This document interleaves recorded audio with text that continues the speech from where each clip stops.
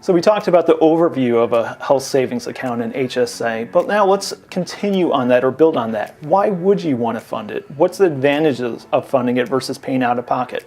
Let's look at those right now. So to make the math real easy, let's just assume you make a round number. You make $100,000. If you put in some money into the account, it's deductible, it's pre-tax. So maybe you can't do the full $6,900, but you put in $5,000. So now that reduces what is taxable on your tax return to $95,000.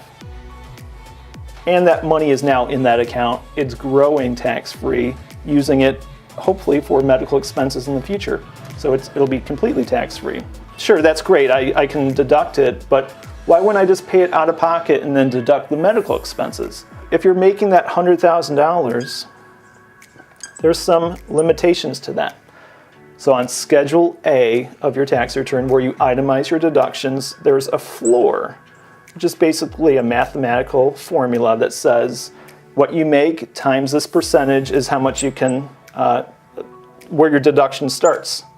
So 100,000 at 7.5%, this is 2018 limits, means the floor, your deductions start at $7,500. So if your medical expenses were $5,000, you haven't even met that yet. Your expenses would have to exceed $7,500 before they even start being deductible. So you may not even be able to itemize, you're taking the standard deduction anyways. And in future years, so this is 2017 and 18, in 2019 and years going forward, this jumps up to 10%. So now it's not $7,500, it's $10,000. So if you're paying out of pocket, you're hoping to deduct these on your return, you're not even going to reach those limits before it's deductible. So why not put it into account, get the deduction because there's no limits on income or any thresholds, let it grow tax-free, and then save it for future years where you know that you'll benefit from taking it out tax-free for medical expenses.